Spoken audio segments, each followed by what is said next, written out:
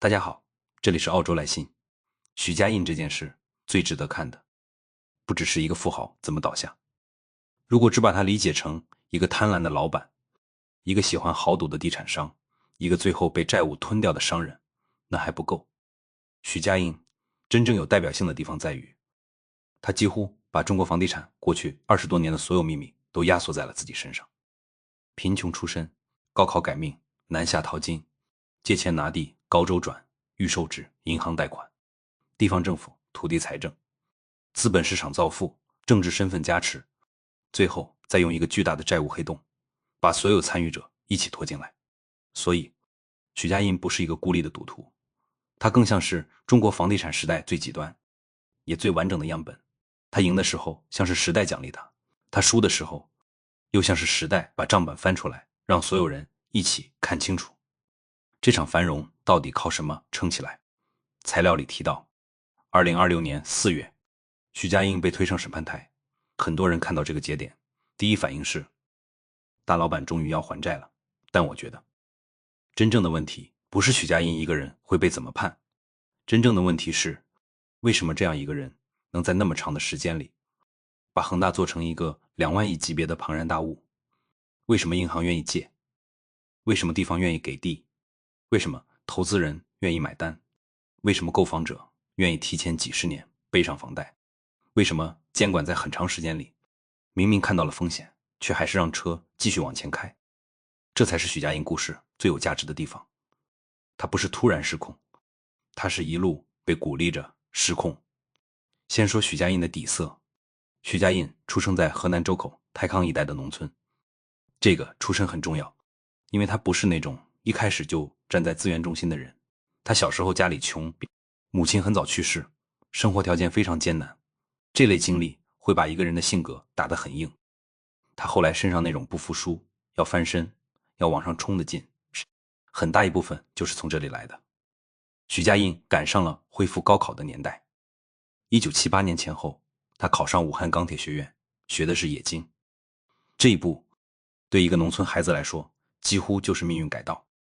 毕业以后，他被分到河南舞阳钢铁厂。如果按照普通人的路走，他本来可以在国企里慢慢熬资历，做技术干部，做车间主任，最后安稳退休。但许家印不是这种人，他很早就知道体制内那条路太慢。90年代初，中国南方开始热起来，深圳、广州到处都是机会，到处都是钱的味道。许家印带着不多的积蓄南下，这一步其实很像那一代人的缩影。体制给了他们基础教育，也给了他们第一份工作，但真正让他们暴富的是90年代以后那套突然打开的市场缝隙。在广州，许家印先是在一家企业打工，他很快就看明白了房地产的核心。房地产表面上是盖房子，其实是做金融。你只要能拿到地，能借到钱，能把房子提前卖出去，能让现金流不断滚动，后面的一切就会被推着往前走。这个模式听起来很复杂，其实逻辑很简单。先拿地，再抵押，再贷款，再开工，再预售，再用购房者的钱和银行的钱去拿下一块地。只要房价一直涨，只要买房的人一直相信明天会更贵，只要银行相信土地还能继续抵押，这个游戏就能继续玩下去。这就是中国房地产黄金时代最核心的发动机。许家印厉害的地方不是他发明了这套东西，而是他比很多人更敢把这套东西用到极致。他早期做项目有一个很聪明的判断，不要只盯着大户型。普通人买不起豪宅，但他们会拼命上车，所以小户型、低总价、高密度、快周转就成了恒大早期很重要的打法。材料里提到，恒大第一个有代表性的项目是广州的金碧花园，那块地并不完美，位置和环境都不是最漂亮的，但许家印看重的是另一件事，只要价格足够有吸引力，只要销售速度足够快，就能把看起来不那么好的地变成现金流机器。后来恒大形成了一套非常典型的打法，当年拿地，当年开工，当年销售，快速回款，继续扩张。这套打法在房价上涨周期里非常可怕，因为它会让企业看起来永远很有钱，项目越多，现金流越大，现金流越大，银行越愿意借，银行越愿意借，地方政府越愿意给机会，地方越给机会，企业就越像一个不会倒的巨人。但这里面有一个致命前提，房价必须继续涨。如果房价不涨，或者销售速度慢下来，整个链条就会开始发抖。如果融资也跟着收紧，那就不是发抖，而是断裂。许家印后来最大的误判可能就在这里，他把一个周期里的好运误认成了自己的能力。这也是很多成功者最容易犯的错。人在上升期很难分清楚哪些是自己真的厉害，哪些是时代风口把你拖起来。许家印当然有能力，他敢决断，敢求人，敢赌，敢把资源拧到一起。但如果没有地方土地财政，没有银行体系的配合，没有预售制，没有居民对房价永远上涨的信仰，没有中国城市化最猛烈的那20年，恒大不可能长成后来那个样子。所以许家印的故事不能只讲个人奋斗，个人奋斗是真的，但个人奋斗被时代放大也是真的。2008年是许家印命运里一个非常关键的节点。当时恒大扩张很猛，项目铺得很大，上市又遇到金融危机，资金链一度非常紧。如果那一年没有外部资本救它，恒大可能很早就倒下了。材料里提到，香港资本圈的一些关键人物在那个时候给了恒大重要支持。后来中国又推出大规模刺激政策，房地产重新被推上快车道。许家印不但活了下来，而且活得更强。这件事对他的心理影响非常大。一个人如果经历过一次濒死危机，然后又靠更大的杠杆翻盘，他很容易形成一种错觉，只要胆子够大，就没有过不去的坎；只要拖得够久，就一定会有人来救；只要企业规模够大，就会从风险变成筹码。这就是所谓的大而不能倒。但问题是，大而不能倒，最后经常会变成大到没人敢接。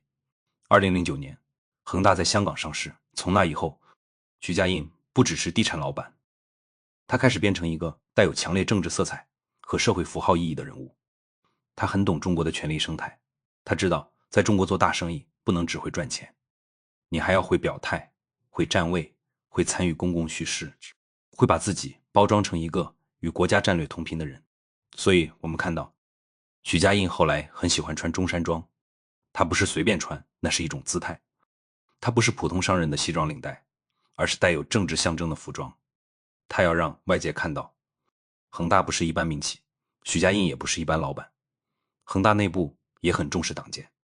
材料里提到，恒大曾经有很多党委、党支部和党员，这些东西当然可以理解成企业组织建设，但放在中国地产行业里，它还有另一层含义，这是一种安全感，也是一种信用背书。在中国，很多时候企业的真实信用不只来自财务报表，还来自它看起来离权力有多近。许家印把这一点吃得很透。足球也是这样，恒大足球曾经非常辉煌，中超冠军、亚冠冠军，名帅外援，一时风头无两。表面上看，这是企业品牌，但更深一层，它是许家印参与国家情绪和公共叙事的一种方式。中国足球长期让人失望，如果一家民营企业突然把足球做出成绩，那它就不只是广告，它会变成一种政治正确的展示。我有钱，我有组织能力，我能为国家争光，我能做别人做不成的事。这套逻辑在当时非常有效。恒大的歌舞团也有类似的象征，它当然有娱乐和商业的一面，但在中国式商业社会里，娱乐、饭局、演出、接待本来就经常和资源交换缠在一起。许家印懂场面，也懂人情，他知道大项目不是只在办公室里谈出来的，很多时候他是在饭桌上、包厢里、活动场里被一点一点润滑出来的。这不是许家印一个人的问题，这是那个年代很多大生意的共同底色。他没有那么干净，但他很有效。恒大越做越大以后，许家印的赌性也越来越重。地产本身已经是高杠杆生意，但许家印还要继续往金融里走。恒大财富、恒大金服、盛京银行、保险、理财产品，各种金融工具都被卷进来。表面上看这是多元化，实际上这是不断寻找新的钱。房地产企业最怕什么？不是利润低，而是现金流断。只要现金流还在，很多问题都可以被拖延。供应商的钱可以晚点付，工程款可以压一压，理财可以滚一滚，新项目可以覆盖旧项目，新融资可以填旧窟窿，但这已经不是正常经营，这越来越像一个巨大的资金接力。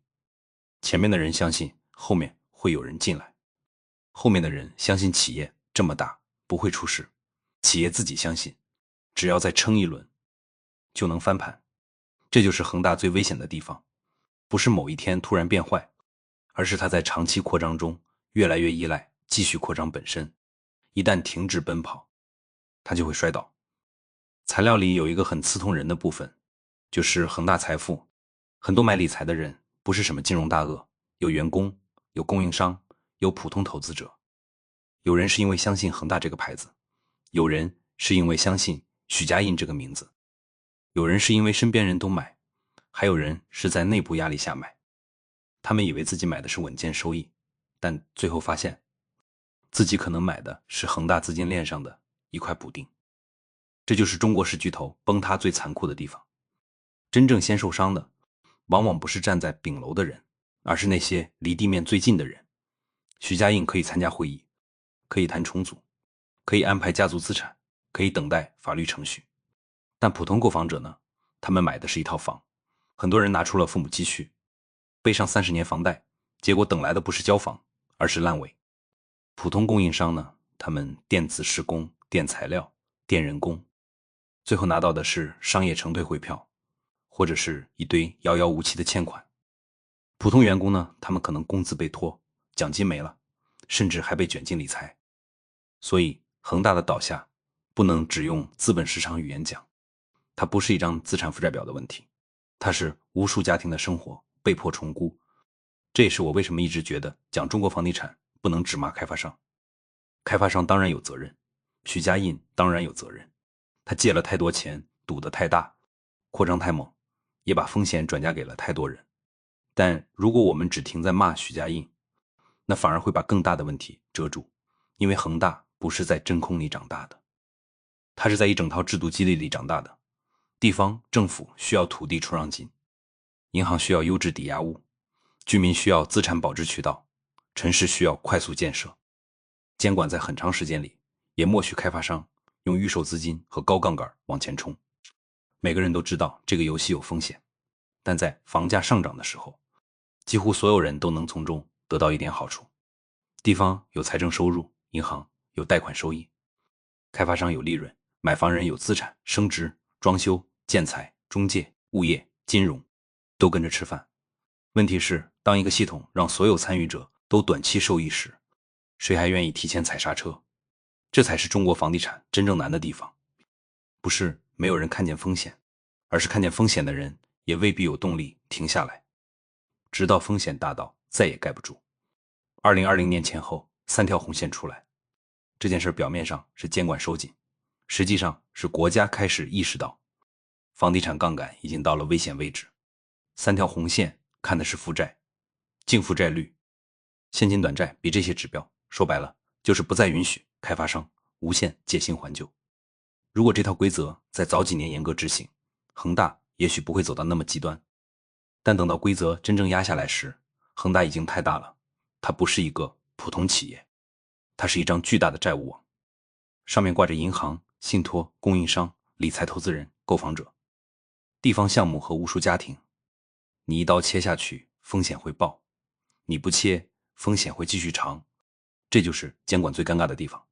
很多时候，政策不是不知道该做什么，而是前面欠的账太多，到了后面，每一种选择都很痛。许家印当然也试过自救，卖资产、降价卖房、引入战投、推动回 A， 搞新能源汽车，讲新的增长故事。但这些动作里，有些已经不是解决问题，而是在给市场讲另一个梦。恒大汽车就是典型例子。一个房地产公司突然说自己要成为全球新能源汽车巨头，口号很响，投入很大，故事也很漂亮，但它背后真正解决的是造车问题，还是融资问题？这就很值得怀疑。当一个企业主业现金流开始紧张，它越是拼命讲新故事，外界越要警惕，因为新故事可能是转型。也可能只是旧窟窿旁边新挖的一口井。许家印的问题就在这里，他太相信，再赌一把。2008年赌赢了，2015年之后赌扩张，2016年之后赌多元化，后来又赌新能源，再后来赌政策，赌重组，赌时间，但时代不给他继续赌了。房住不炒的方向越来越明确，居民收入预期变弱，房价上涨，信仰动摇，人口结构变化，城市化速度放慢，开发商融资被收紧，预售制的风险也越来越被看见。这时候，恒大过去所有看起来聪明的动作，都会反过来变成负担，高周转变成高压力，高杠杆变成高危险，多元化变成资金黑洞，政治身份变成公众审视，规模优势变成揪不动的包袱。这就是周期翻脸的时候。顺风时每一步都像战略，逆风时每一步都像罪证。潘石屹和许家印放在一起看也很有意思。潘石屹后来远离内地房地产核心战场，资产越来越轻，人也在海外。许家印则一直留在牌桌上，越压越重。很多人会因此说潘石屹聪明，许家印贪，这当然有一定道理，但更深一点看，他们其实都是同一个时代养出来的人，只是一个更早嗅到了风向变化，另一个还相信自己可以继续翻盘。潘石屹曾经反思过房地产里的土地储备、高杠杆、预售和银行贷款逻辑。他说的直白一点，就是这个行业长期依赖一种类似庞氏的扩张结构。开发商拿未来的钱盖今天的房，买房人拿未来30年的收入买今天的资产，地方政府拿未来城市扩张的预期换今天的土地收入，银行拿房价上涨的假设支撑今天的贷款安全。所有人都在向未来借钱，而且都相信未来一定会更贵。可一旦未来不再兑现，问题就来了。房子还在那里，债也还在那里，但信心没了，现金流没了，接盘的人没了。这就是恒大崩塌真正的底层逻辑，不是一栋楼塌了，是一个信仰塌了。这个信仰就是中国房价永远涨，只要这个信仰还在，许家印就像赌桌上的常胜将军，只要这个信仰没了，他就会突然变成所有人追债的对象。我人在澳洲看这件事，感受会更明显一点。澳洲当然也有房地产泡沫，也有房价压力，也有开发商问题，但澳洲的房地产市场再怎么有毛病，也很难像中国那样把土地财政、地方债、银行系统、家庭资产、预售资金和政治信用绑得那么深。在中国，房子不是普通商品，它既是家庭财富的核心，也是地方财政的底盘，既是银行抵押物，也是城市化叙事的一部分，既是普通人的安全感，也是开发商的提款机。所以房地产一旦出问题，它就不是一个行业的问题，它会变成社会问题，会变成金融问题，会变成地方财政问题，也会变成政治问题。许家印最聪明的地方就是早早看懂了这一点。他知道房子背后不是砖头和水泥，是钱，是权力，是信用，是地方政府的冲动，是普通人的焦虑，是银行体系对抵押物的依赖。但他最致命的地方也正是看懂了这一点，因为他太相信这套系统会永远保护他。他以为只要恒大够大，就一定有人兜底。他以为只要项目够多，就一定能继续周转。他以为只要自己还站在牌桌上，就总有翻身的机会。可最后他发现，系统可以养出一个巨人，也可以在需要切割的时候把巨人推到台前。这就是中国式商业人物最危险的地方。你以为自己是在和市场做生意，其实你一直是在和体制、周期、政策、信心和债务一起跳舞。音乐响的时候，所有人都夸你会跳，音乐一停，大家才发现地板下面全是窟窿。许家印这一生最像一个不断加注的人，从农村到大学，他赌书能改命；从钢厂到广州，他赌南方有机会；从打工到创业，他赌房地产会起飞；从广州到全国，他赌规模越大越安全；从地产到金融，他赌现金流能不断续上；从足球到汽车，他赌新故事能延续旧辉煌。前面很多次他都赌赢了，所以他越来越相信自己就是那个能赢到最后的人。但真正的赌局从来不是你赢了多少把，而是你最后有没有能力离桌。许家印没有离桌，他不但没有离桌，还把越来越多人的钱、房子、工资、订单和未来都带上了自己的牌桌。这也是为什么他的结局会这么沉重。如果只是一个富豪输掉身家，那不过是一条财经新闻，可恒大不是。恒大背后是烂尾楼，是理财兑付，是供应商欠款，是地方保交楼，是银行坏账，是无数家庭对未来的重新计算。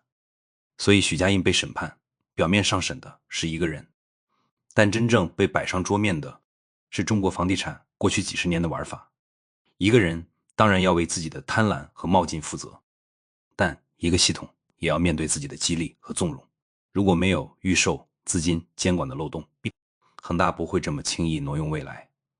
如果没有土地财政的饥渴，开发商不会被推着不断拿地。如果没有银行和金融机构的配合，高杠杆不会滚到这么大。如果没有全社会对房价上涨的迷信，购房者也不会一次又一次相信明天永远更贵。许家印不是无辜者，但他也不是唯一的答案。他更像一个问号。中国房地产为什么能把一个农村出身的年轻人推成首富？又为什么能把这个首富变成债务时代最显眼的祭品？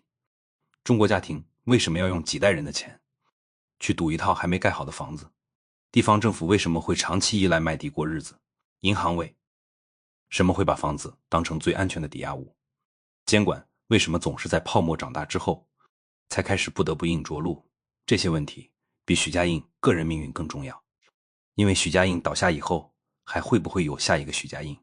如果底层逻辑不改，只换掉一个人，意义并不大。今天很多人回头看恒大，会觉得当年的疯狂很荒唐，但在当年它未必显得荒唐。那时候很多城市都在扩张，很多人真的靠买房改变了财富命运，很多地方也真的靠房地产建起了新区、道路、学校和商业中心。所以泡沫最难识别的地方就在这里，它不是一开始就全是假的，它往往先有一部分真实繁荣，然后真实繁荣被不断放大，再被金融杠杆包装，最后被所有人的贪婪和恐惧一起推到失控。恒大就是这样，它不是没有盖过房子，也不是没有创造过就业，更不是从第一天起就是空壳。恰恰相反，恒大曾经真的抓住了中国城市化的巨大需求。但问题是，当企业从满足需求变成制造需求，从经营项目变成经营杠杆，从卖房子变成卖信心，从做企业变成做一个永远不能停下来的金融机器，那它的结局就已经埋下了。许家印最后输掉的不只是恒大，他输掉的是那套只要胆子大、杠杆高、规模够、关系深，就一定能穿越周期的旧逻辑。这套逻辑曾经非常有效，但它不是永久有效。